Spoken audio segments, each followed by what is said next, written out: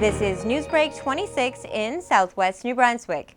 I'm Vicki Hogarth. Here's what's happening in our part of the world.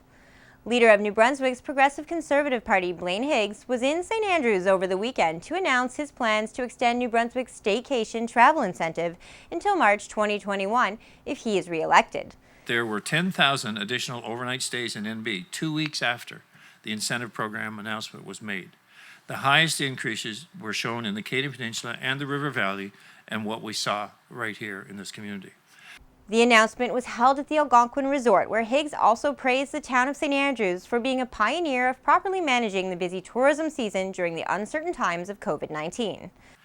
So just look at what St. Andrews has done. They have disinfection teams that keep public spaces clean. They have modified water streets to one-way traffic, creating more public walking space. They've added public tables and outdoor seating. People feel good, they feel safe, and they are coming. We've heard reports that local inns are booked through the fall, and you can see by the buzz in the streets every weekend in summer that many people are discovering the charm of a seaside town.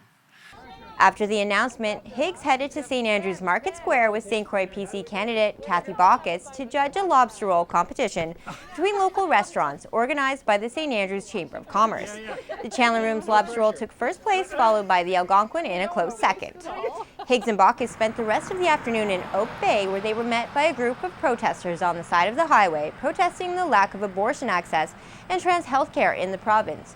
Concerns they believe need to be election issues, especially with the closure of the 554 clinic in Fredericton. Clinic 554 represents more than just abortions. It represents inclusive health care. It represents reproductive justice. And without Clinic 554, only Moncton and Bathurst are the only two places you can get a surgical abortion in New Brunswick.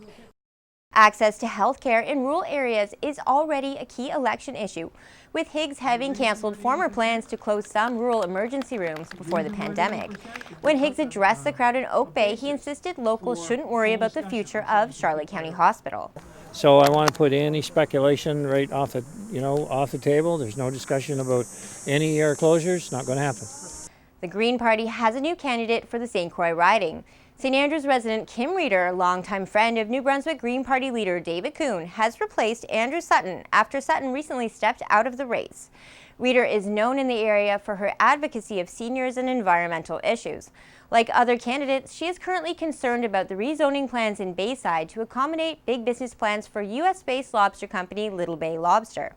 In this case, it's not only an environmental issue, it's actually also a social justice issue. Big business comes in and says, well, we don't like your plan, we don't like those rules and we don't want to play within them. As most local people are aware, there's an industrial park just 2 kilometers down the road that, industrial type business can be in. And that's what it seems to be that the people of this area are saying. They're not saying we don't want business, we don't want development. They're just saying let's have it in the appropriate spot, which is a totally reasonable thing to ask. In order to help St. Croix voters get to know all of their provincial candidates better before going to the polls, CHCO is teaming up with the Town of St. Stephen, the St. Stephen Area Chamber of Commerce, the St. Andrews Chamber of Commerce, and the St. Croix Courier to bring you a televised Meet the Candidates night on September 4th, which will also be streamed on our Facebook and YouTube channel. If you'd like to submit a question for the candidates to answer, send it to chamber.ststephen@nbaibn.com by September 2nd. Veteran moderator Mike Corbett will be hosting the event. We look forward to bringing your candidates to your living room on September 4th before early voting starts on September 5th. That's all the news I have for you. For more stories and online exclusives, follow us on Facebook at CHCO.TV. A news and public affairs production of CHCO-TV. New Brunswick's only source for independent community television.